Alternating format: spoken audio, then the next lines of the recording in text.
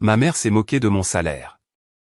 Ta sœur gagne plus, c'est pour ça que c'est ma fille préférée, a-t-elle dit pendant que mon père hochait la tête avec fierté.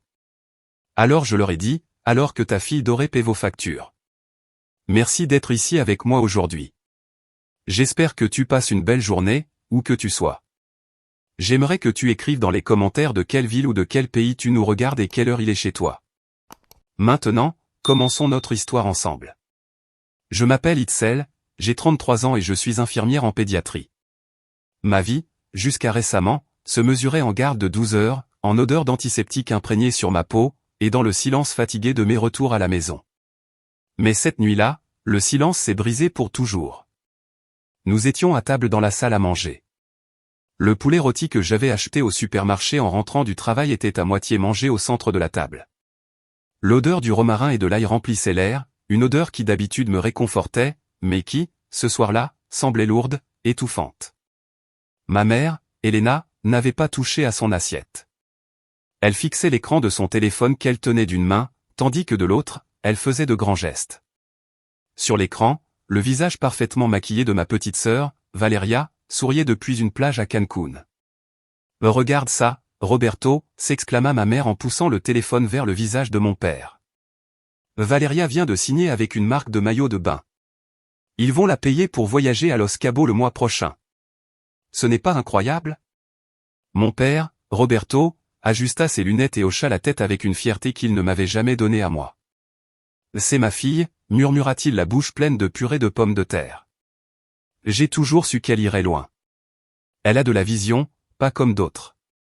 Ceux d'autres, c'était moi, bien sûr, la fille qui payait le loyer de la maison où nous étions en train de dîner. La fille dont le salaire couvrait la lumière qui éclairait le visage souriant de Valeria sur le téléphone. Valeria ou Valeria Sol, comme elle se faisait appeler sur Instagram, était influenceuse. Son travail consistait à être belle, à porter des vêtements qu'elle ne payait pas, et à voyager dans des endroits qu'elle ne finançait pas. Mon travail, à moi, consistait à sauver la vie d'enfants malades, à consoler des parents brisés et à nettoyer des fluides corporels que personne ne voudrait imaginer. Pour mes parents, le choix de qui était la plus réussie était évident. J'ai essayé de les ignorer, de me concentrer sur le goût du poulet, mais les mots de ma mère continuaient, chacun comme une petite piqûre. L'argent que gagne Valeria, c'est un autre niveau. C'est de l'argent intelligent, tu vois? Ce n'est pas un salaire d'ouvrière. Je sentis le sang me monter au visage. Je serrai ma fourchette si fort que mes jointures devinrent blanches. Je levai les yeux et croisai le regard de ma mère. Elle ne vit ni ma douleur ni ma colère. Elle ne vit qu'une occasion de donner le coup final, celui qu'elle préparait depuis des années. Elle posa le téléphone sur la table avec un claquement sec. Elle me regarda droit dans les yeux avec un mélange de pitié et de mépris qui me déchira le cœur. « Ton salaire est une blague comparé à celui de ta sœur, Itzel » dit-elle d'une voix calme, comme si elle commentait la météo. « Là elle gagne plus, c'est pour ça que c'est ma fille préférée. » Le monde s'arrêta. Le bourdonnement du réfrigérateur, l'aboiement lointain d'un chien, tout disparut. Il ne restait que ces mots suspendus dans l'air, empoisonnant tout autour d'eux. Mon père ne dit rien.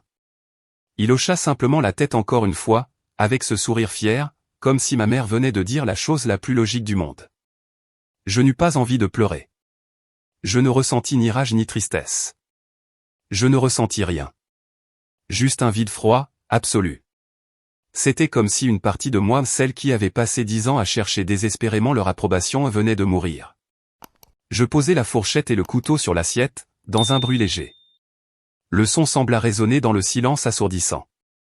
Je m'essuyai la bouche avec la serviette, pliant les coins avec un calme que je ne ressentais pas. Je levai les yeux et les regardai tous les deux, ma mère, avec son expression triomphante, et mon père, avec sa lâche complaisance. Alors je parlais. Ma voix ne trembla pas. Elle sortit claire, ferme et tranchante comme un morceau de verre. « Les biens, dis-je en les regardant droit dans les yeux, alors que ta fille dorée paie vos factures. » Le silence qui suivit fut si dense qu'on aurait pu le toucher. Le sourire de ma mère se figea et la fierté du visage de mon père se transforma en une expression de confusion blessée. Mais avant qu'il puisse répondre, avant que la tempête que je venais de déclencher ne se transforme en ouragan, mon esprit s'échappa de cette table, de cette maison, et retourna 10 ans en arrière. J'avais 23 ans et le monde sentait le neuf. Il sentait les livres fraîchement couverts de mon dernier semestre à l'école d'infirmière, le chlore des piscines de l'université, et surtout le parfum d'optimisme que je dégageais moi-même. Je tenais mon diplôme entre mes mains, un simple morceau de papier qui, pour moi, représentait un passeport vers l'indépendance, vers une vie que je construirais seul. Mon premier travail fut au service de pédiatrie de l'hôpital civil de Guadalajara. Le salaire n'était pas spectaculaire, mais pour moi, c'était une fortune. C'était le premier argent que je gagnais entièrement moi-même, fruit de mes efforts, de mes nuits sans sommeil à étudier l'anatomie et la pharmacologie. La crise familiale arriva vite. L'entreprise de construction où mon père avait travaillé comme comptable pendant presque 30 ans fit un grand licenciement. À 52 ans, avec des compétences que le marché jugeait dépassées, il se retrouva soudain perdu. Ma mère, qui avait toujours été femme au foyer, n'avait aucune expérience professionnelle. Les économies, déjà maigres, commencèrent à s'évaporer comme de l'eau sur le bitume brûlant de juillet. Je me souviens de la nuit où tout changea. J'étais assise à la même table à manger, mais l'atmosphère était différente. Il n'y avait plus de fierté dans l'air, seulement la lourde odeur de la peur. Mes parents parlaient à voix basse de l'hypothèque, des factures qui s'accumulaient, et de la possibilité de devoir vendre la maison, la seule que j'avais jamais connue. Valeria, 14 ans, était dans sa chambre, inconsciente de tout, écoutant de la musique avec ses écouteurs. Je regardais mon père aux épaules tombantes et ma mère aux yeux rouges, et je ressentis une vague d'amour et de responsabilité si forte qu'elle m'en coupa le souffle. C'étaient mes parents. Ils m'avaient donné la vie. Comment pouvais-je commencer la mienne alors que la leur s'effondrait?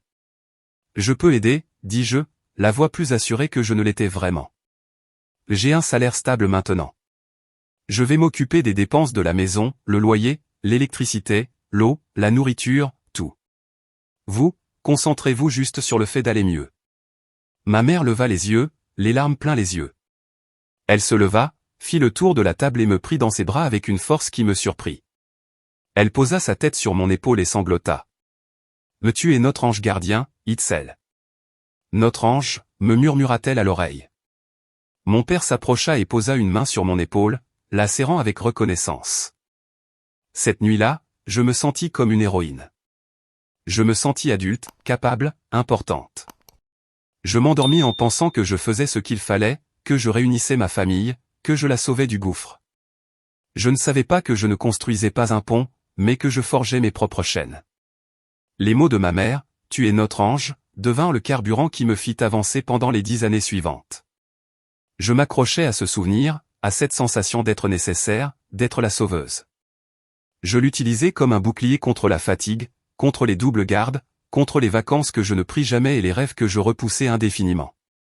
Je me répétais que c'était un sacrifice temporaire, que dès que les choses s'amélioreraient, tout redeviendrait normal. Mais la normalité ne revint jamais. Le temporaire devint permanent. Ma contribution cessa d'être une bouée de secours pour devenir une attente. Et l'ange gardien se transforma peu à peu en bête de somme invisible de la famille. La première fissure dans mon illusion arriva 2 ans plus tard, sous la forme d'une Nissan Tsuru de 1998. Elle était blanche, avec quelques rayures sur la peinture et une odeur particulière de pain et de plastique usé. Mais pour moi, c'était la plus belle voiture du monde. Je l'avais trouvée sur un petit terrain de voitures d'occasion, après avoir économisé chaque peso possible pendant 24 mois interminables. Travailler à l'hôpital signifiait avoir des horaires infernaux. Sortir à 23 heures ou commencer à 5 heures du matin, c'était la norme. Le trajet en transport en commun à ces heures-là était long, ennuyeux et franchement effrayant. Plus d'une fois, j'ai senti mon cœur battre à la gorge quand un homme s'asseyait trop près dans le bus presque vide. Ou quand je devais marcher seul dans des rues sombres pour rejoindre l'arrêt. La voiture, le Tsuru, n'était pas un luxe, c'était ma sécurité, ma tranquillité. Le jour où je devais conclure l'achat, je suis rentré chez moi avec l'argent dans une enveloppe. Le ventre plein d'excitation. J'allais l'annoncer à mes parents, partager ma joie. Je les ai trouvés assis dans le salon avec Valeria, qui avait alors 16 ans et une nouvelle passion, la photographie. « Vous ne comprenez rien », se plaignait Valeria avec ce ton dramatique typique d'une ado. « Toutes mes amies du cours de photo ont des appareils réflexes. Comment veux-tu que je rivalise avec le petit appareil numérique qu'on m'a offert à mon anniversaire? J'ai besoin d'un Canon et d'un objectif de 50 mm. Mon avenir d'artiste dépend de ça. » Ma mère la regardait avec une adoration aveugle. « Ton père et moi te soutenons, ma chérie, » mais on n'a simplement pas l'argent en ce moment. C'est là que je suis entré, avec mon enveloppe pleine de rêves et mon sourire idiot. Je leur ai parlé de la voiture, espérant qu'ils seraient heureux pour moi. Mon père m'a félicité d'une tape dans le dos, mais le regard de ma mère était différent. Ses yeux sont passés de mon visage à l'enveloppe que je tenais, et j'ai vu une idée se former dans son esprit. Ce soir-là, alors que j'étais dans ma chambre à regarder des photos du Suru sur mon téléphone, ma mère a frappé à la porte. Elle est entrée avec une tasse de tisane à la camomille, un geste qu'elle ne faisait que quand elle voulait demander quelque chose d'important. Elle s'est assise au bord de mon lit et a commencé à parler. Elle a parlé des rêves de Valéria, de son talent artistique évident, de la façon dont cet appareil photo pourrait être la porte vers une carrière brillante, des bourses, un futur plein de succès. Puis, d'une voix douce et calculée, elle a prononcé la phrase qui allait devenir son arme préférée. Réfléchis, Itzel. Une voiture, ce n'est qu'un objet, une dépense. Mais ça, c'est un investissement. Un investissement dans l'avenir de ta sœur, dans l'avenir de la famille. Mais, maman. Balbutiai-je. J'ai économisé pendant 2 ans. La voiture, c'est pour ma sécurité, pour aller et revenir du travail. Mais tu as toujours été si raisonnable, ma fille, m'interrompit-elle en posant sa main sur la mienne. Mais parfois, il faut penser plus grand. La sécurité, c'est important, bien sûr, mais les rêves le sont encore plus. Tu peux continuer à prendre le bus encore un peu, ce n'est pas si grave. Tu es jeune et forte. La conversation a duré 1 heure. Elle a utilisé la culpabilité, les compliments, le devoir de grande sœur. Elle m'a fait me sentir égoïste de penser à mon confort alors que l'avenir artistique de ma sœur était en jeu. À la fin, épuisée et confuse, j'ai cédé. Au lieu d'aller acheter ma voiture, j'ai accompagné ma mère et Valéria dans un magasin de photographie. J'ai vu l'argent que j'avais tant peiné à gagner et des centaines d'heures de travail se transformer en un appareil photo noir et brillant et un objectif que Valéria tenait comme un trophée. Son sourire satisfait m'a donné la nausée. Ce soir-là, j'ai dû prendre le dernier bus à 23h30. Il pleuvait à torrents. En marchant les 4 pâtés de maison qui me séparaient de la maison, trempé et grelottant de froid, je me suis senti complètement seul. Quand je suis arrivé, j'ai trouvé ma famille dans le salon, admirant les premières photos que Valéria avait prises. Un gros plan d'une fleur du jardin, un portrait de notre chat. Personne ne m'a demandé pourquoi j'étais rentré si tard ni pourquoi mes vêtements dégoulinaient. Je suis entré dans ma chambre, j'ai fermé la porte et je me suis effondré sur le lit. C'est ce soir-là qu'est né mon petit rituel triste. J'ai pris une feuille de cahier, un stylo, et j'ai écrit d'une main tremblante. Le 14 août, maman dit que l'avenir de Valéria est plus important que ma sécurité.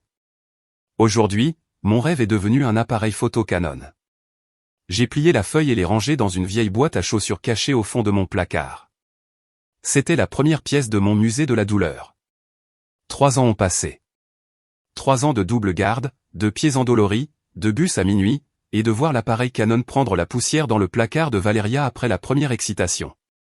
Son avenir artistique s'était évanoui aussi vite qu'il était apparu, remplacé par de nouvelles passions coûteuses que, d'une façon ou d'une autre, je finissais toujours par financer. À 28 ans, j'avais l'impression de me noyer. L'hôpital était mon seul refuge et ma prison. J'aimais mon travail, le défi de diagnostiquer une maladie rare chez un enfant, la gratitude dans les yeux d'un parent, mais l'épuisement était un monstre qui me dévorait lentement. Je n'avais jamais pris de vraies vacances, je n'étais jamais sorti de Jalisco. Alors j'ai pris une décision, j'allais faire quelque chose pour moi, rien que pour moi. Mon rêve n'était pas Cancun ni l'Europe, mais quelque chose de plus modeste, de plus intime, je voulais aller à Oaxaca. Je voulais marcher dans ces rues pavées, sentir l'odeur du môle noir, voir les couleurs vives des albriges et ressentir l'énergie de Mont-Alban. Pendant 1 an, je suis devenu une experte en économie. J'apportais mon propre repas au travail chaque jour. Je refusais les sorties avec mes rares amis. Je recousais mes uniformes au lieu d'en acheter de nouveaux. Chaque billet de 200 pesos, environ $11, que j'arrivais à économiser allait dans un bocal en verre sous mon lit. Voir le bocal se remplir lentement me motivait. Enfin, j'en eus assez. J'achetais un billet d'avion aller-retour. Je réservais une petite chambre charmante dans un hôtel boutique près du centre historique et planifiais un itinéraire détaillé. Le voyage était prévu dans 2 semaines. L'attente était une décharge d'électricité dans tout mon corps. J'avais une brochure de voyage sur ma table de nuit et chaque soir, je la regardais, m'imaginant là-bas, libre et anonyme. Une semaine avant le départ, le désastre frappa comme toujours au pire moment. Mon père se réveilla à minuit avec une terrible rage de dents. Je l'ai conduit aux urgences. Le diagnostic, une infection grave nécessitant un traitement de racines et une couronne immédiatement. L'hôpital public ne pouvait pas agir assez vite, et nous n'avions pas d'assurance privée. Le dentiste privé nous donna le devis. La somme me frappa comme un coup de poing dans le ventre. C'était presque exactement le montant que j'avais dans mon bocal en verre. Je regardais mon père, pâle et trempé de sueur à cause de la douleur, puis ma mère, le visage tordu d'inquiétude. Il n'y eut pas de discussion, pas de choix. Je savais ce que je devais faire. Ce même après-midi, je cassai le bocal, pris l'argent et payai le traitement dentaire de mon père. Le soulagement sur leur visage fut immense. Je ne sais pas ce qu'on ferait sans toi, Itzel, dit ma mère en me serrant dans ses bras. Tu es notre rocher. Je me sentis bien de les avoir aidés, mais une partie de moi se sentait vide. Cette nuit-là, j'annulai mon vol et ma réservation d'hôtel. La voix aimable de l'agent de la compagnie aérienne m'informa que le billet n'était pas remboursable. Je perdis presque tout mon argent. Mais ce qui me brisa vraiment arriva 2 jours plus tard. Alors que je mangeais un sandwich au jambon réchauffé à la cafétéria de l'hôpital, mon téléphone vibra. C'était une notification Instagram. Valéria avait publié une nouvelle photo. Elle posait en bikini minuscule devant les ruines de Tulum, avec la mer des Caraïbes d'un bleu incroyable derrière elle. La légende disait, « Je vis ma meilleure vie grâce à @SolarisInscreen #pas #Tulinvib #blessed ». Je sentis un froid glacial envahir ma poitrine. Pendant que je sacrifiais mon unique rêve pour une urgence familiale, elle profitait d'un paradis tropical, payé par une marque de crème solaire. J'appelai la maison pour savoir comment allait mon père. Ma mère répondit, sa voix pleine de joie. « Coucou ma fille. Tu as vu les photos de ta sœur ? Incroyable, non ? Elle est à Tulum. Tu te rends compte ? Quelle fille intelligente et travailleuse. Elle a réussi à tout se faire payer. Tu devrais prendre exemple sur elle. » Oui, maman. Je les ai vus, répondis-je, ma voix à peine un murmure. Comment va papa ? Oh, ton père va beaucoup mieux, merci de demander. La douleur a presque disparu. Bon, je te laisse, Valéria va faire un live et je ne veux pas le rater. Elle a raccroché. Pas un mot sur mon voyage annulé, pas la moindre reconnaissance de mon sacrifice. Ma douleur, ma perte était invisible. Ce soir-là, le dépliant sur Oaxaca semblait se moquer de moi depuis ma table de nuit. Je l'ai pris, je l'ai déchiré en morceaux et je l'ai jeté à la poubelle. Puis j'ai sorti ma boîte à chaussures. La note de ce soir-là fut plus longue. Oaxaca devra attendre. La santé de papa est plus importante. Mais pendant que je paie pour sa douleur, tout le monde célèbre le paradis sponsorisé de Valéria. On dirait que, dans cette famille, les vrais sacrifices ne sont pas applaudis, on les tient juste pour acquis. Le paradis de ma sœur a coûté mon rêve. La boîte devenait lourde. Le voyage à Tulum a été un tournant pour Valéria. Elle est passée de micro-influenceuse avec quelques milliers d'abonnés à une figure montante du paysage digital au Mexique.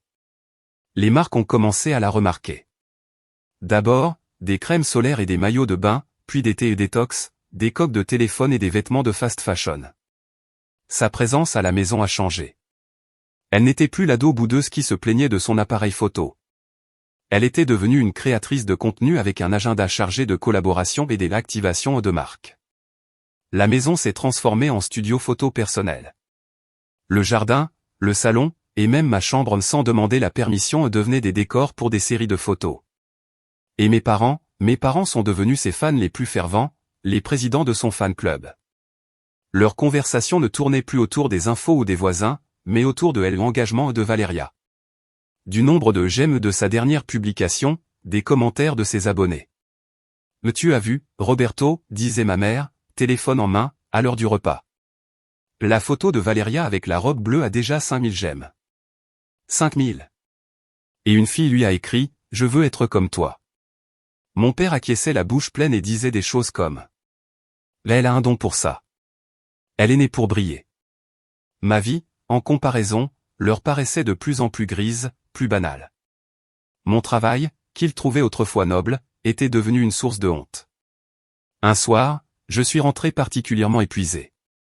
La journée avait été brutale, une flambée de rotavirus au service des nourrissons. Je sentais la solution saline, la sueur, et l'odeur acide et reconnaissable de la maladie. En entrant dans la cuisine pour prendre un verre d'eau, j'ai trouvé ma mère au téléphone avec ma tante Jacinta.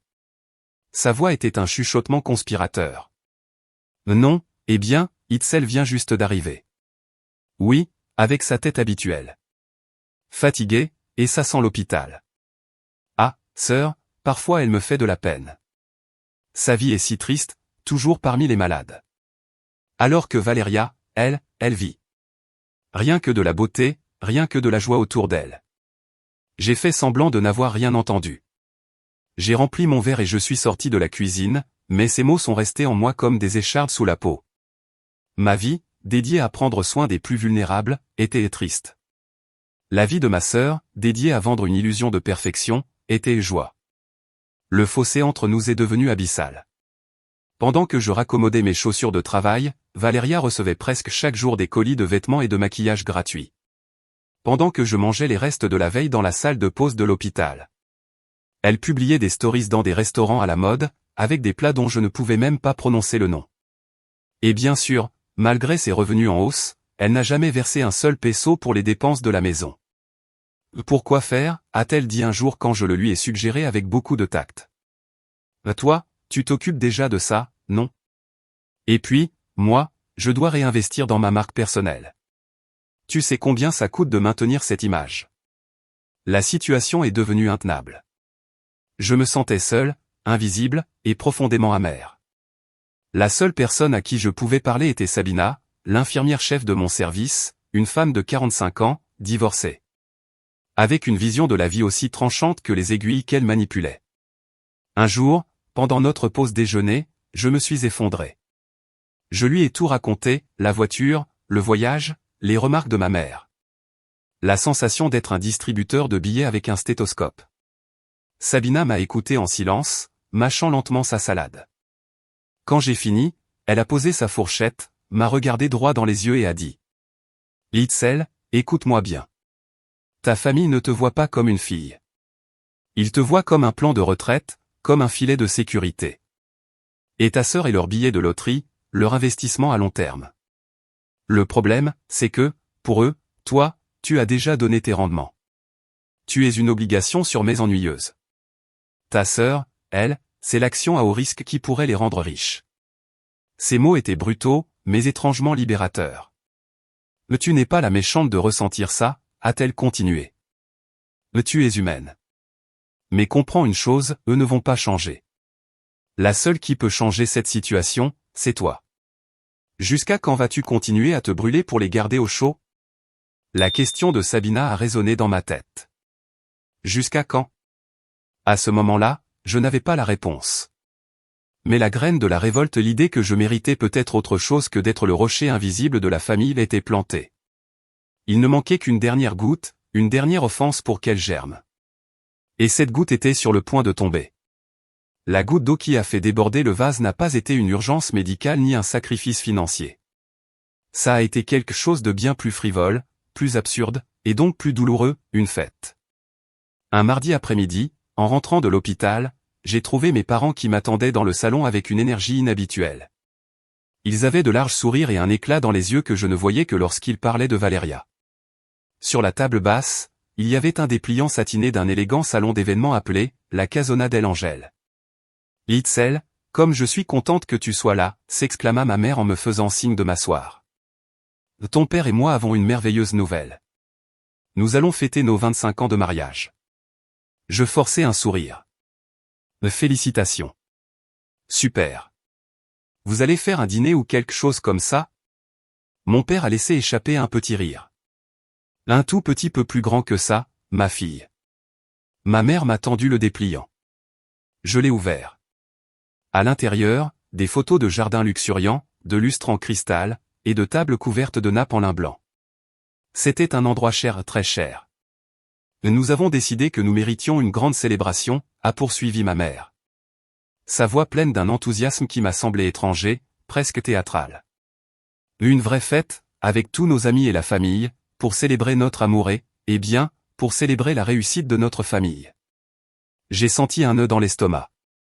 La réussite de notre famille, ai-je demandé, sachant déjà la réponse. Bien sûr, dit-elle, comme si c'était la chose la plus évidente du monde. Avec Valéria qui triomphe comme elle le fait, on doit faire quelque chose à son niveau. Imagine, elle va inviter des amis influenceurs, des gens importants du milieu. Ce sera une occasion incroyable pour que tout le monde voie à quel point nous allons bien. Ce sera l'image parfaite. L'image parfaite. Ce n'était pas leur anniversaire. C'était une campagne de relations publiques pour Valéria, et eux en étaient les fiers directeurs. Ça a l'air grand, ai-je réussi à dire.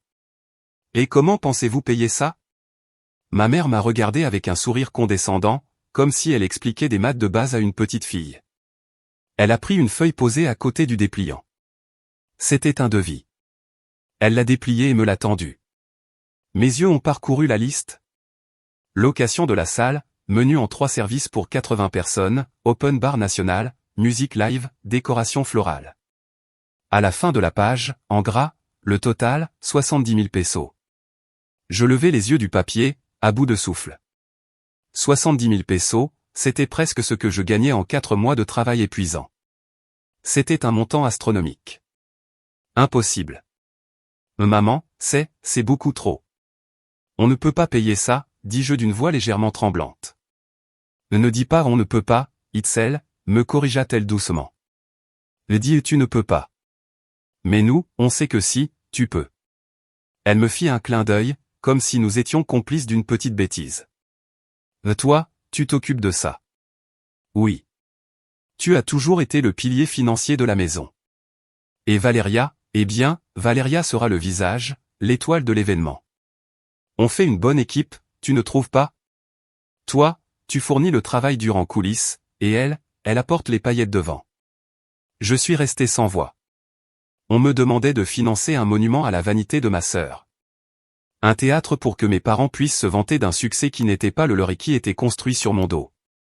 J'ai regardé mes mains et j'ai remarqué pour la première fois les petits cals sur mes doigts à cause du travail constant. Puis j'ai regardé leur visage, plein d'attente, aveugle à la réalité de ma vie. À cet instant, quelque chose s'est brisé en moi. Ce n'était pas une explosion de colère, mais une rupture silencieuse et profonde. L'obligation que j'avais ressentie pendant une décennie s'est évaporée, remplacée par une clarté glaciale. J'ai vu l'abîme entre leur perception de moi et ma réalité.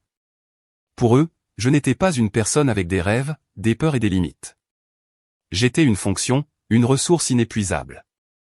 Je n'ai pas dit oui, mais je n'ai pas dit non non plus. J'ai simplement pris le devis, je l'ai plié et je me suis levé. Je suis très fatigué, ai-je dit. Bon, on en parle demain. En marchant vers ma chambre, j'ai senti leur regard dans mon dos, sûr que, comme toujours, je finirais par céder. Mais cette nuit-là, allongé dans le noir, j'ai su qu'il n'y aurait pas de demain pour cette conversation. Ils en avaient trop demandé. Ils avaient franchi une limite dont moi-même j'ignorais l'existence. La fête de leur rêve deviendrait le cauchemar de leur réalité.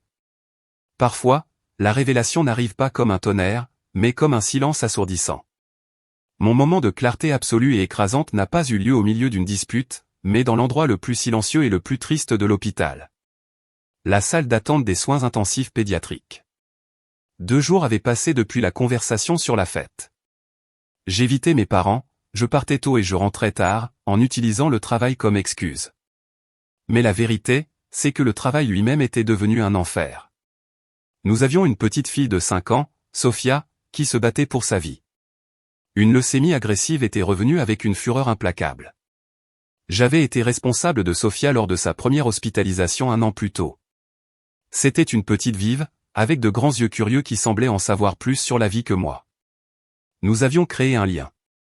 Je lui lisais des histoires, je lui faisais des tresses dans ses cheveux clairsemés, et je lui promettais qu'elle rentrerait bientôt jouer avec son chien Bruno. Maintenant, elle était de retour, reliée à un labyrinthe de tuyaux et de moniteurs qui bipaient avec une monotonie lugubre. J'étais au milieu d'une garde de 16 heures, une de ces gardes qui pressent le corps et l'âme. Nous avions tout essayé, chimiothérapie, transfusion, un nouveau traitement expérimental. Rien ne fonctionnait. Dans l'après-midi, le médecin a réuni la famille et l'équipe infirmière. Ses mots étaient doux, mais ils sont tombés comme des pierres. Je suis vraiment désolé. Nous ne pouvons plus rien faire. J'ai passé les heures suivantes à côté de Sofia, tenant sa petite main fiévreuse, réglant sa morphine pour qu'elle n'ait pas mal, et retenant les larmes qui me brûlaient les yeux.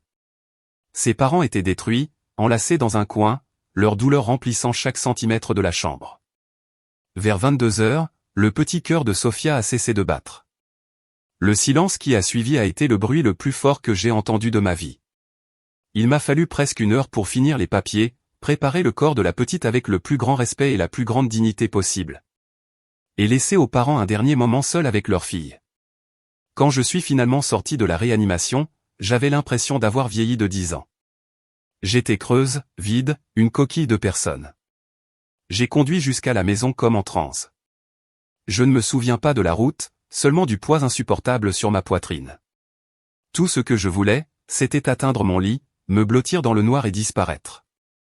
J'ai ouvert la porte de la maison. Le son de la télévision à plein volume m'a frappé. Dans le salon, ma mère et Valéria étaient assises sur le canapé, entourées de magazines de mariés. La table basse était couverte d'échantillons de tissus et de catalogues de fleurs. Non, maman, le rose quartz, c'est complètement démodé, disait Valéria avec exaspération.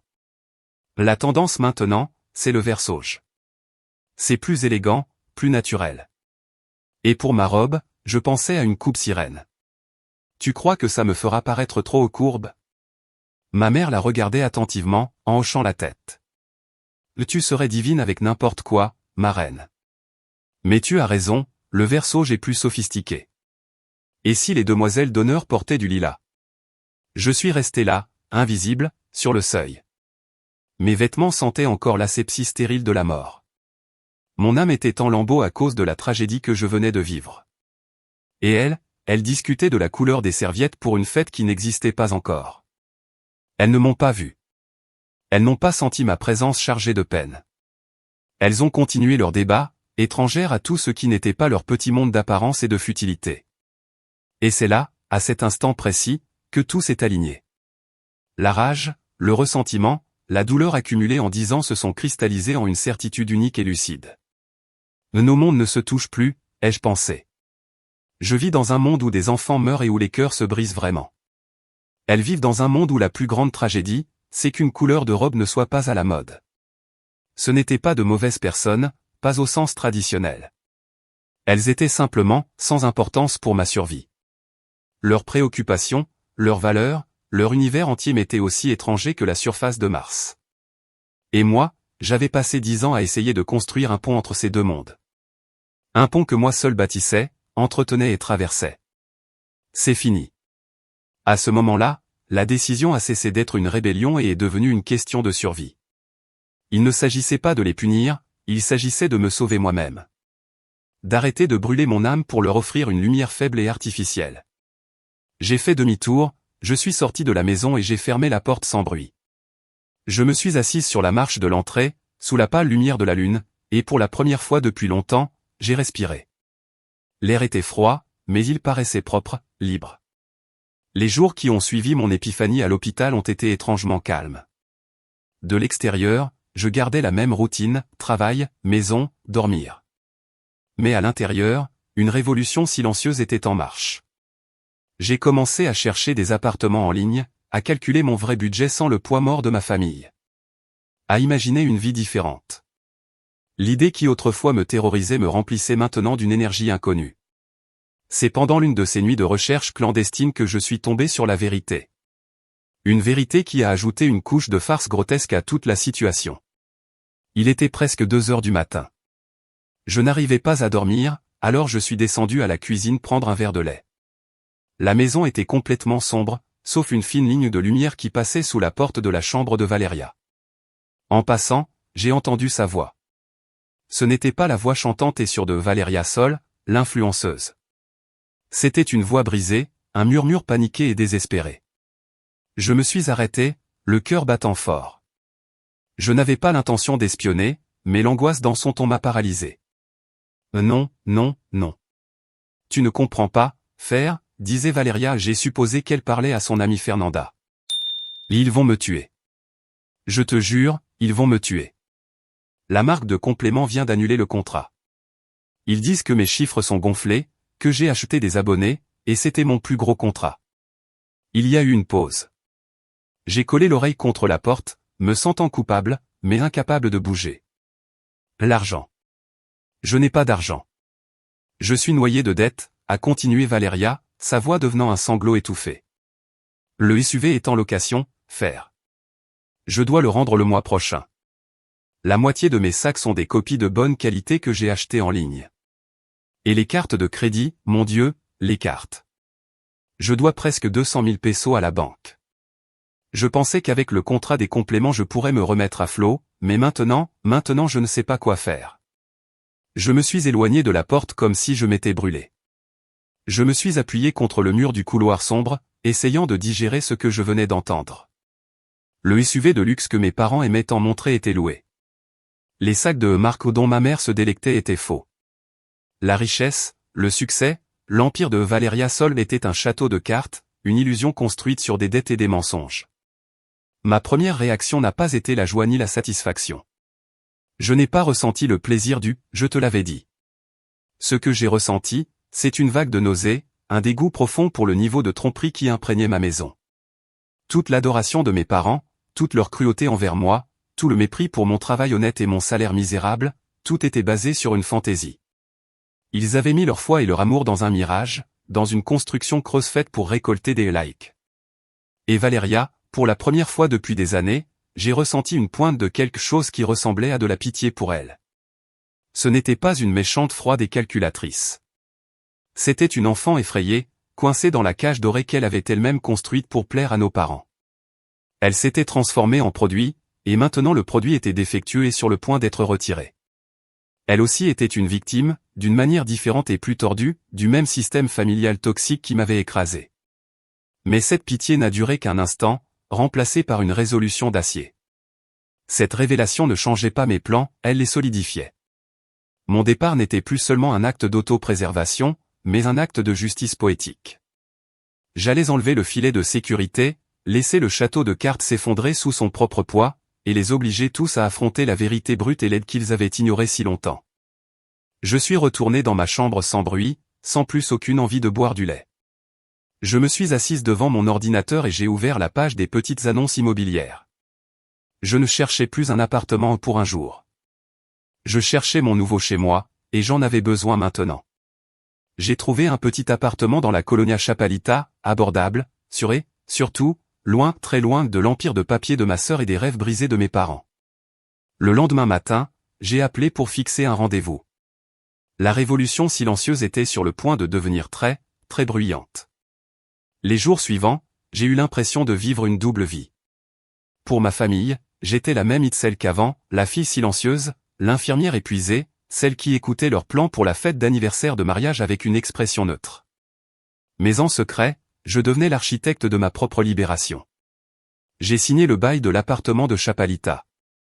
La sensation de ma signature sur ce papier a été plus libératrice que n'importe quel diplôme ou reconnaissance que j'avais reçu. C'était un contrat avec moi-même, une promesse de nouveau départ. Mon étape suivante a été financière. Je suis allé à la banque, une autre que celle qu'utilisait ma famille, et j'ai ouvert un nouveau compte épargne à mon nom. La démarche était simple, bureaucratique, mais pour moi, elle avait le poids d'un rituel sacré. Cet après-midi-là, j'ai transféré la majorité de mes économies à l'argent accumulé malgré tout sur mon nouveau compte. Voir le solde de mon ancien compte, celui qu'il connaissait, tomber presque à zéro m'a donné une étrange sensation de pouvoir. Je coupais les lignes d'approvisionnement. Mais la partie la plus importante de ma préparation n'était ni logistique ni financière, elle était émotionnelle. J'avais besoin de tourner la page. J'avais besoin qu'ils comprennent pas pour qu'ils me demandent pardon, je savais que c'était impossible, mais pour partir sans laisser de fils pendant dans ma propre tête. Une nuit, quand tout le monde dormait, j'ai sorti la vieille boîte à chaussures du fond de mon placard. Je l'ai ouverte. À l'intérieur gisaient de petits papiers, les fragments de ma douleur accumulée pendant une décennie. Je les ai lus un par un, sous la lumière faible de la lampe de ma table de nuit. Le 14 août, maman dit que l'avenir de Valéria est plus important que ma sécurité. Le 22 mai, Oaxaca devra attendre. Le paradis de ma sœur a coûté mon rêve. Le 10 janvier, maman a dit à ma tante que ma vie est triste. Peut-être que oui, mais au moins elle est réelle. chaque note était une petite blessure. Les lire toutes, c'était revivre chaque entaille, chaque humiliation. J'ai pleuré. J'ai pleuré en silence, non pas pour eux, mais pour la jeune fille naïve que j'avais été. Pour la fille qui croyait que si elle travaillait assez, si elle se sacrifiait assez, elle gagnerait enfin leur amour. Après avoir pleuré, une immense calme m'a envahi. Il n'y avait plus de douleur, seulement une clarté glaciale. Je savais ce que je devais faire. J'ai allumé ma vieille imprimante. Pendant les 3 heures suivantes, je me suis consacré à une tâche minutieuse. Je suis entré dans ma banque en ligne et j'ai imprimé les relevés des 10 dernières années. Au marqueur fluo, j'ai surligné chaque loyer payé, chaque virement pour la facture d'électricité, chaque paiement de la carte de crédit de ma mère, chaque scolarité des cours de design de Valéria. J'ai fouillé mes dossiers numériques et j'ai retrouvé les reçus du traitement dentaire de mon père, la facture de réparation de la voiture familiale, les preuves des paiements du supermarché. J'ai tout imprimé. J'ai créé un tableur. Avec la précision d'une infirmière qui administre une dose critique, j'ai saisi chaque dépense. J'ai tout additionné. La somme finale m'a coupé le souffle même si c'était moi qui l'avais payé. Enfin, j'ai pris mes petits billets manuscrits, ceux du musée de la douleur, et je les ai intercalés entre les documents financiers correspondants. La note sur l'appareil photo Canon, je l'ai placée à côté du relevé montrant le retrait en espèces. La note sur Waxaka, à côté de la facture du dentiste. J'ai tout organisé chronologiquement dans un classeur à anneaux. Ce n'était pas seulement un registre financier, c'était l'histoire de mon sacrifice. La preuve irréfutable de ma vie, de ma contribution, de mon existence dans cette famille. C'était mon témoignage. Quand j'ai terminé, l'aube commençait à poindre. Je tenais le classeur dans les mains. Il pesait du poids d'une décennie d'injustice. J'étais prête. La tempête pouvait arriver quand elle voulait. Je n'avais pas seulement un abri, j'avais un arsenal. Et le dîner de ce soir-là serait le champ de bataille. La table à manger, ce soir-là, avait un autre goût. Le poulet rôti était le même, l'odeur d'ail et de romarin la même. Mais la tension dans l'air était si palpable qu'on aurait pu la couper avec le couteau avec lequel je tranchais ma poitrine de poulet. Mes parents et Valéria m'avaient lancé des regards étranges toute la journée. Ils sentaient que quelque chose avait changé, mais ne savaient pas quoi. Mon calme les déstabilisait. Je mangeais en silence, les observant. Je ne voyais plus un père, une mère et une sœur. Je voyais un lâche, une narcissique et une imposture apeurée. Je voyais la dynamique toxique avec une clarté qui me glaçait les os. Je voyais ma mère servir à Valéria les meilleurs morceaux, mon père rire à chacune de ses banalités, et Valéria accepter l'adoration comme un droit divin. Et moi, comme toujours, j'étais le fantôme en bout de table, celle qui avait payé le repas, mais qui ne méritait même pas une conversation. C'est là que Valéria, avec son manque habituel de tact, a allumé la mèche. Lydie, Itzel, lança-t-elle sans lever les yeux de son téléphone. Maman m'a dit qu'elle t'a déjà donné le devis pour la fête. Tu as fait le virement à la salle? Il faut payer cette semaine pour ne pas perdre la date. Je n'ai pas répondu. J'ai continué à couper mon poulet avec une lenteur délibérée. Itzel, je te parle, insista Valéria, cette fois d'un ton agacé. Ma mère est intervenue, me parlant comme à une employée incompétente. Ta sœur a raison, Itzel. On ne peut pas perdre la date. Il faut que tu fasses ce paiement dès demain. J'ai levé les yeux de mon assiette et je les ai regardés. Je ne vais rien payer, ai-je dit. Ma voix était calme, mais ferme. La réaction a été immédiate. Valéria a laissé tomber son téléphone sur la table. Mon père s'est étranglé avec un morceau de pomme de terre. Ma mère m'a regardé comme si une deuxième tête m'avait poussé. Quoi? Qu'est-ce que tu as dit? Balbutia ma mère. J'ai dit que je ne paierais rien, ai-je répété en articulant chaque mot. Ni la fête, ni le loyer du mois prochain, ni la facture d'électricité. Rien. Mais qu'est-ce qui ne va pas chez toi? Cria ma mère, le visage rouge. Mais tu es devenue folle? C'est notre fête d'anniversaire. Non, maman, c'est la scène de Valéria, la corrigé-je. Et je ne vais pas la financer. C'est alors que ma mère, sentant qu'elle perdait le contrôle, a sorti son arme la plus cruelle, celle qui marchait toujours. Elle m'a lancé ce regard de mépris et a prononcé les mots qui étaient déjà devenus l'épitaphe de notre relation.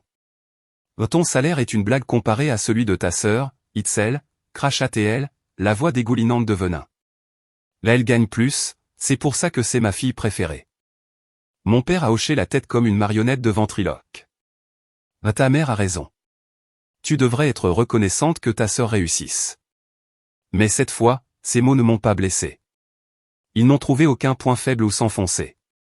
Elles rebondirent sur l'armure de ma nouvelle résolution. Cette fois, j'étais prête. Je l'avais vu venir.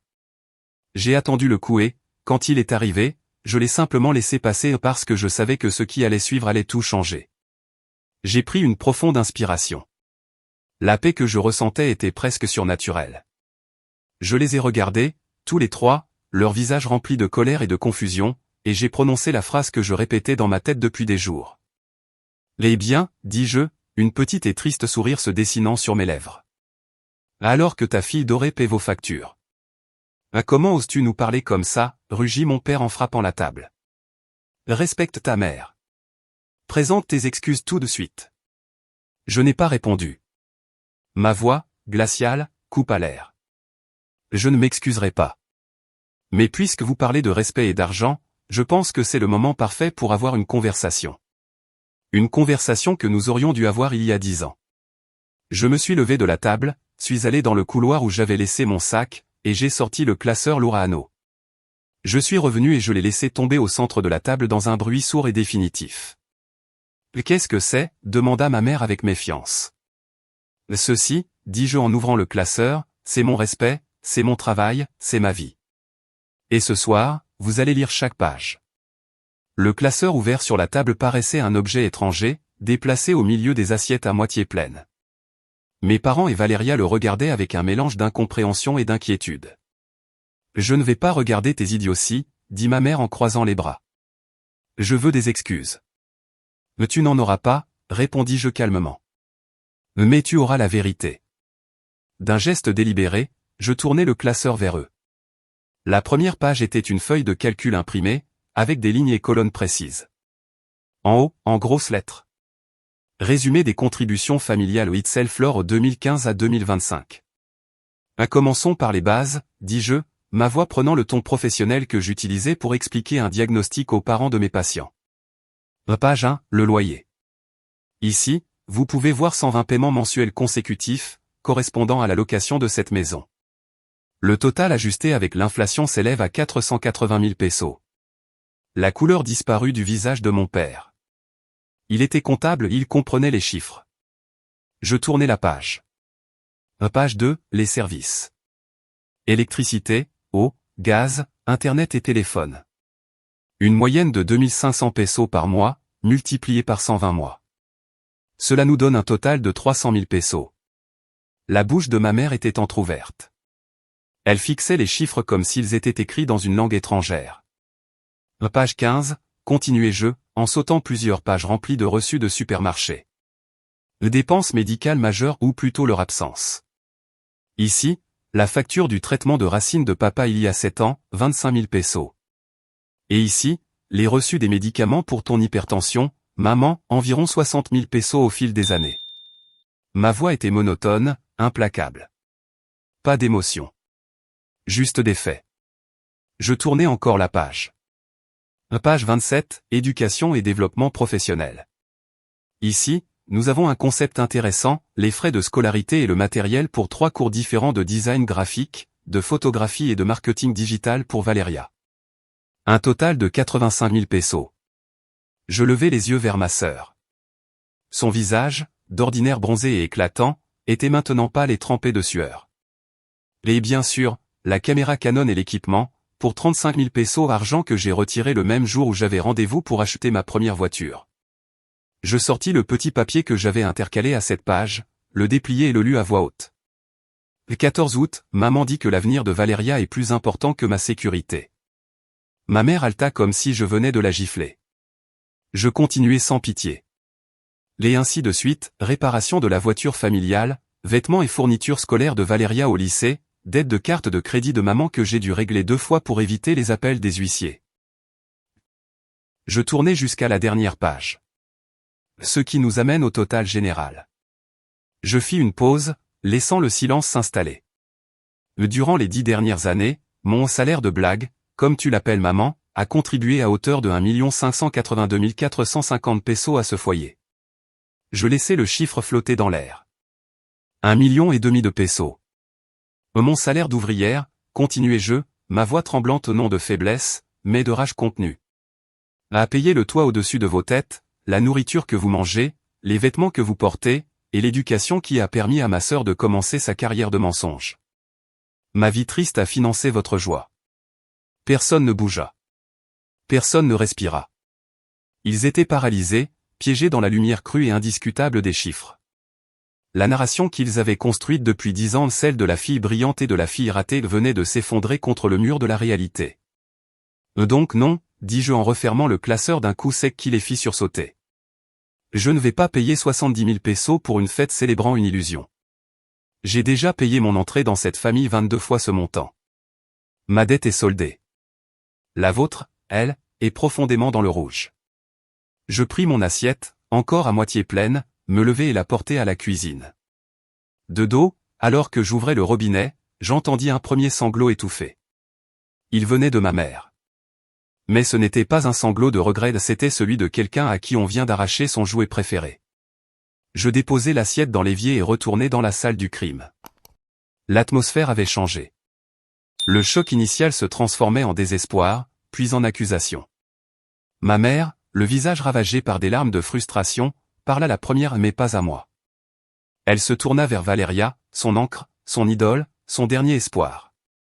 Valeria, dit-elle d'une voix tremblante mais autoritaire. Dis quelque chose à ta sœur. Dis-lui qu'elle a tort. Dis-lui que toi, tu vas nous aider, que tu vas t'occuper de tout à partir de maintenant. Tu es la réussie, mon amour. Prouve-le. Tous les regards se tournèrent vers Valeria. C'était son moment, l'occasion de se montrer à la hauteur du mythe qu'ils avaient créé autour d'elle. Mais la Valeria qui leva les yeux n'était pas Valeria seule. Aucun filtre ne pouvait cacher la panique dans son regard. Aucun angle ne pouvait dissimuler le tremblement de sa lèvre inférieure. Elle était piégée. La toile de mensonge qui la soutenait était maintenant en train de l'étouffer. Elle pouvait soit avouer la vérité de ses dettes, sa vie fausse et détruire l'admiration de ses parents en un instant. Soit maintenir la façade et accepter une responsabilité financière qu'elle savait ne pas pouvoir assumer. Elle choisit une troisième option, l'attaque. C'est ta faute, hurla-t-elle, sa voix montant dans un cri aigu. Tu as toujours été jalouse de moi. Jalouse parce que je suis belle, populaire et que les gens m'aiment.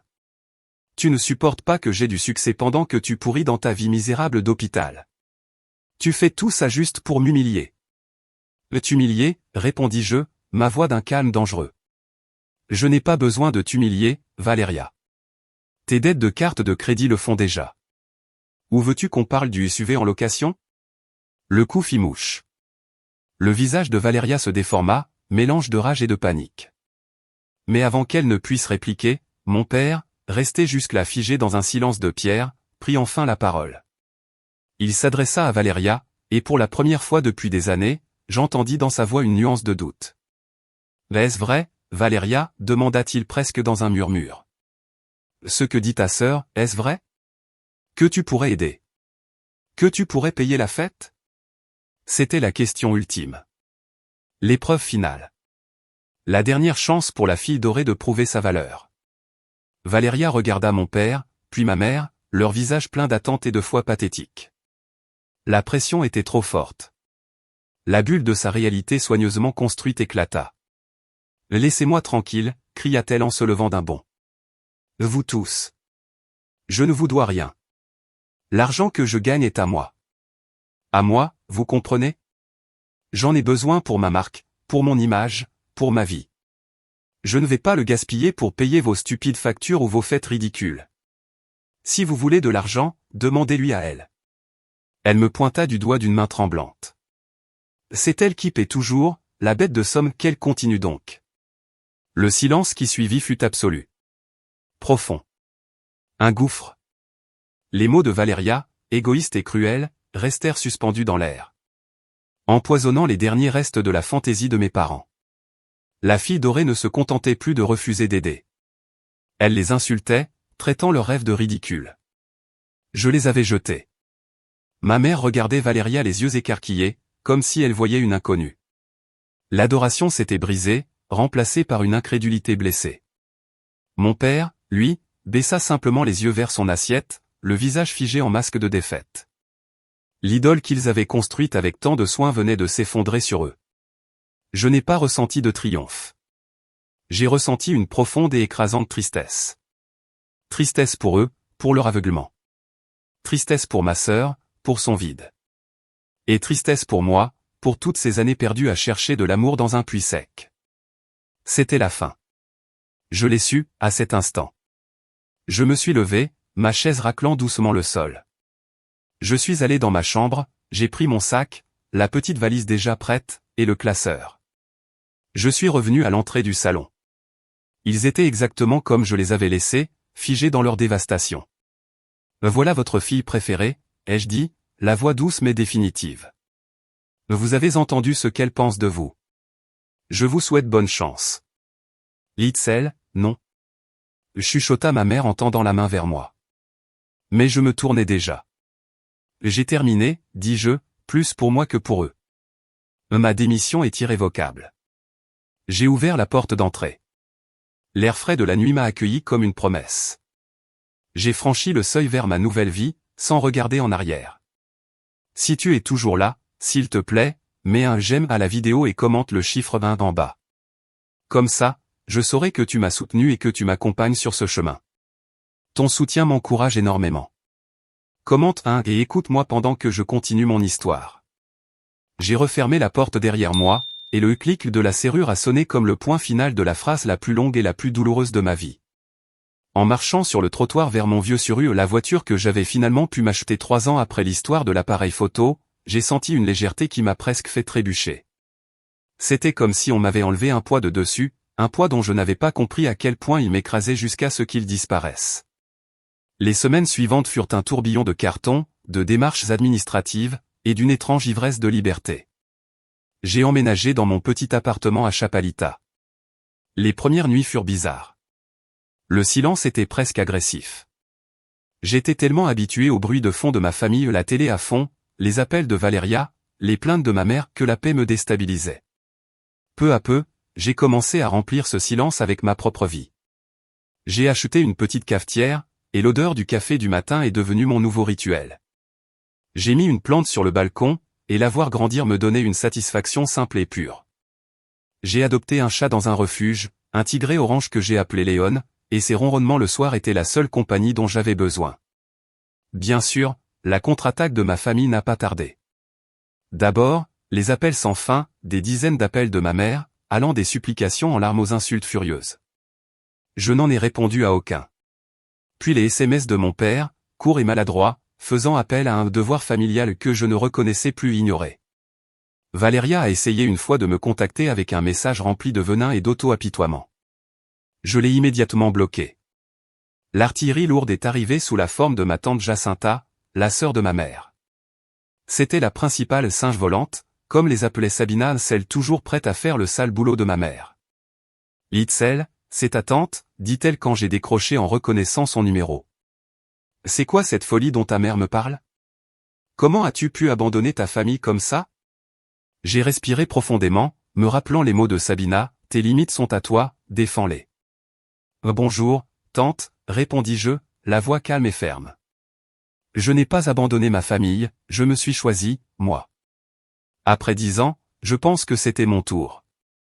Mais ce sont tes parents, cria-t-elle. Tu leur dois tout.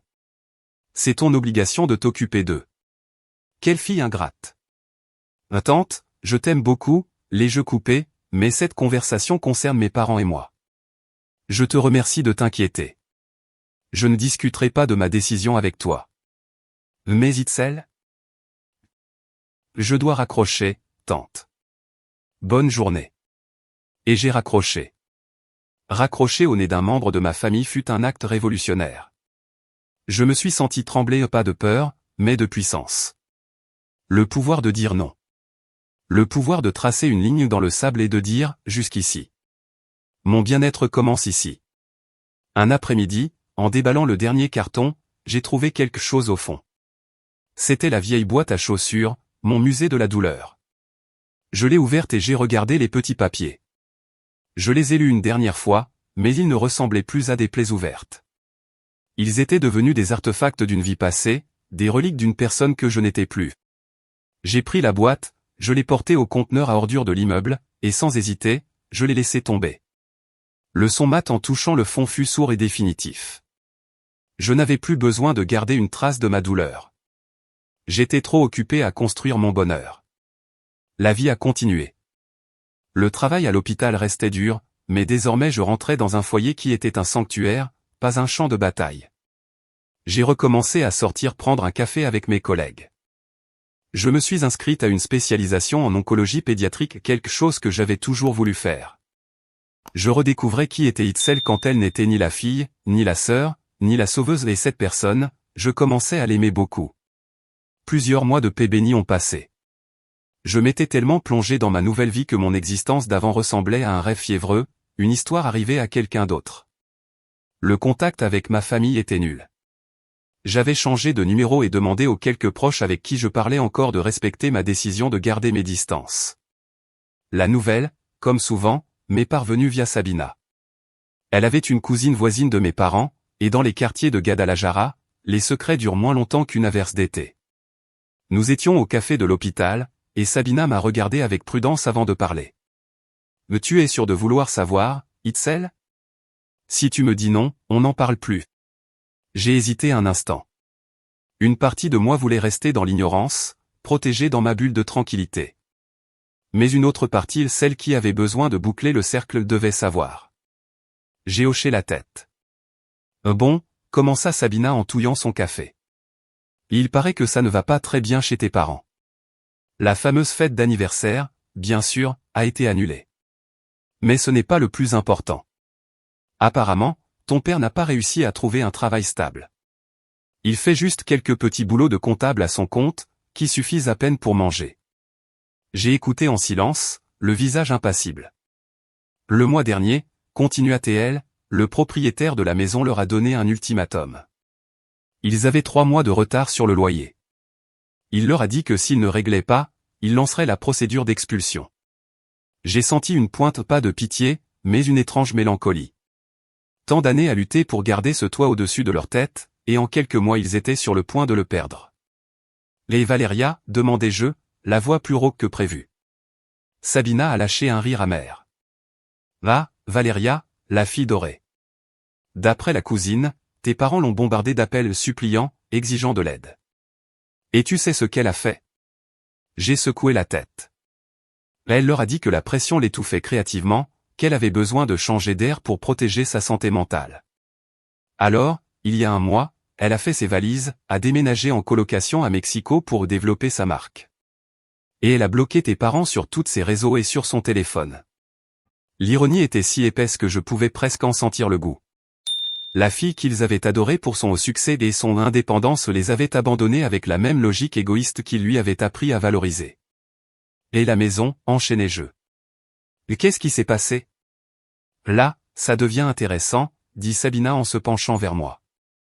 Le désespéré, tes parents ont commencé à emprunter de l'argent à tout le monde, à ta tante Jacinta, à d'autres proches, à de vieux amis. Mais on dirait que la nouvelle de la façon dont ils t'ont traité et de la façon dont Valeria les a laissés tomber s'est répandue comme une traînée de poudre. Personne n'a voulu les aider. Les gens leur disaient, « Pourquoi ne demandez-vous pas à votre fille la célèbre ?» Au final, ils n'ont pas pu réunir l'argent. Il y a 2 semaines, ils ont été expulsés. L'image m'a frappé avec une force inattendue. Mes parents sur le trottoir, entourés des meubles que j'avais aidé à payer, chassés de la maison que j'avais soutenue pendant des années. Où sont-ils maintenant ? Demandai-je à voix basse. Ils logent temporairement chez ta tante Jacinta, sur un canapé-lit dans le salon. Ta tante se plaint d'eux toute la journée. Elle dit que ta mère ne fait que pleurer et maudire Valeria, et que ton père ne parle plus, il fixe juste le mur. Je suis resté à regarder ma tasse de café, le liquide sombre et froid. Je n'ai pas ressenti de joie. Je n'ai pas ressenti de satisfaction. Il n'y a pas eu ce cri de bienfait pour eux. Ce que j'ai ressenti, c'était le poids d'une tragédie. Une tragédie grecque en miniature, jouée dans un quartier de classe moyenne de Guadalajara. Une histoire d'aveuglement, d'arrogance et de la récolte inévitable de ce qu'on sème. Ils n'étaient pas mes ennemis. C'étaient simplement deux personnes profondément égarées, perdues dans leurs illusions. Qui, dans le processus, avaient détruit la seule chose précieuse qu'ils avaient, une famille. Et moi, en me sauvant, je leur avais simplement permis de faire face aux conséquences naturelles de leur propre et terrible choix. Le temps a une façon étrange d'adoucir les bords tranchants du passé. 1 an après mon départ, l'histoire de ma famille n'était plus une plaie ouverte. Mais une cicatrice, un rappel d'une bataille que j'avais menée et gagnée. Ma vie s'épanouit d'une façon que je n'aurais jamais imaginée. Au travail, ma dévotion et mes nouvelles compétences acquises lors du cours de spécialisation ne passèrent pas inaperçues. Quand Sabina fut promue chef des infirmières de tout l'hôpital, elle me recommanda pour son ancien poste. Je devins chef infirmière du service de pédiatrie. L'augmentation de salaire fut importante. Mais c'était surtout le respect de mes collègues et la confiance de mes supérieurs qui me remplissaient de fierté. Ma vie personnelle trouva aussi un nouveau rythme, plus sain. Je commençais à sortir avec un collègue, le docteur Dario Herrera, un oncologue pédiatrique que j'avais rencontré pendant ma spécialisation. Dario était tout ce que ma famille n'était pas. Gentil, empathique, respectueux. Il admirait mon travail, écoutait mes histoires d'hôpital avec un intérêt sincère. Et ne m'avait jamais fait sentir que ma dévotion était triste. Au contraire, il disait que c'était héroïque. Avec lui, j'ai appris qu'une relation ne se construit pas sur le sacrifice, mais sur le soutien mutuel. Un samedi après-midi, Dario et moi nous promenions dans le parc avec mon chat Léon, que j'avais habitué à porter un harnais. Le soleil couchant peignait le ciel de teintes orange et roses. Nous nous sommes assis sur un banc pour regarder les enfants jouer. « À quoi tu penses ?» me demanda Dario en prenant ma main. Je souris. « À quel point tout est différent ?» répondis-je. Il y a 1 an, à cette heure-ci, je serais probablement en train de rentrer du travail épuisé. Pour enchaîner avec un deuxième quart, en m'inquiétant des factures et de l'humeur de ma mère. « Et maintenant tu es ici ?» dit-il en serrant ma main. « À t'inquiéter seulement que Léon ne tente pas d'attraper une colombe. » Nous avons ri. C'était vrai. Mes soucis étaient plus petits, plus simples, plus à moi. Ce soir-là, de retour à mon appartement qui, désormais, se sentait indéniablement comme un vrai foyer. Je me suis assise sur le balcon avec un verre de vin. Léon s'est blotti sur mes genoux, ronronnant. J'ai regardé les lumières de la ville scintiller au loin et j'ai repensé au chemin parcouru. Parfois, des bribes de nouvelles de mon ancienne vie m'arrivaient. J'ai appris que mes parents vivaient toujours chez ma tante, dans une situation tendue et précaire. J'ai appris que la carrière de Valéria s'était effondrée. Le scandale des faux abonnés l'avait mise sur liste noire auprès de nombreuses marques. Et elle peinait désormais à décrocher des collaborations avec de petites boutiques locales. Elle était devenue une caricature d'elle-même, une étoile filante consumée.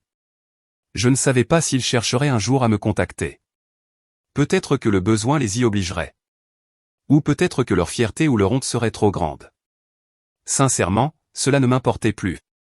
J'avais appris la leçon la plus dure et la plus importante de ma vie. Tu ne peux pas changer les gens. Tu ne peux pas les forcer à te valoriser, à te voir, à t'aimer comme tu le mérites. Tout ce que tu peux faire, c'est changer ta place dans leur monde. Ou, si nécessaire, en sortir complètement. J'avais trouvé mon propre univers. Un univers où ma valeur n'était pas déterminée par un compte en banque. Mais par le sourire d'un enfant guéri. Le respect de mes collègues. L'amour d'un homme bon. Et la paix d'un foyer tranquille. J'ai posé le verre de vin vide sur la table. J'ai caressé Léon et regardé le ciel étoilé. Je ne ressentais ni colère, ni rancune. Seulement une profonde et sereine gratitude pour la femme que j'étais devenue. Non pas malgré mon passé. Mais grâce à lui.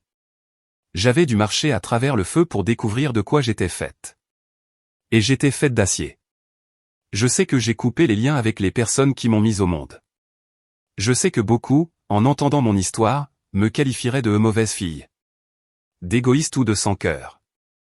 Mais quand tu te retrouves à une croisée des chemins où tu dois choisir entre les sauver eux. Ou te sauver toi-même. Existe-t-il vraiment une réponse entièrement juste? Parfois, dans le calme de la nuit, je me le demande encore. Est-ce que c'est moi, la méchante?